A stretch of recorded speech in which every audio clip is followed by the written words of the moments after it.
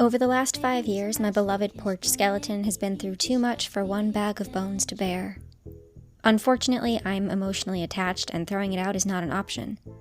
Instead, I have decapitated it and will be turning its head into a planter. And you see the way he creeps, how he watches when you sleep. Oh, it's too late now, you're in too deep.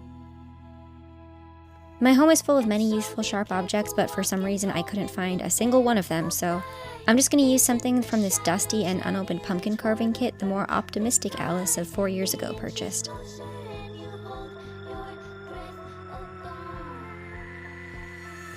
God. One more step and you better start running.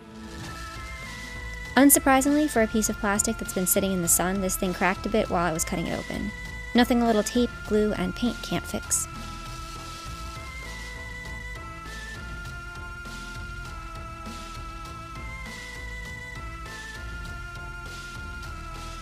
Next, I'm going to gather up all this white powder, put it in an envelope. I started sanding the rough edges with sandpaper, starting with a coarser grit and moving to a finer one. Hand around his daggers, melody. Time to fill this empty skull with rocks and dirt.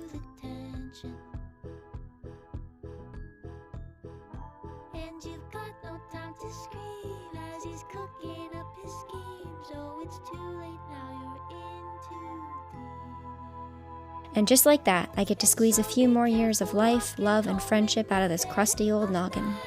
He's in the shadows and he waits for the perfect time. He inches closer and you hold your breath, oh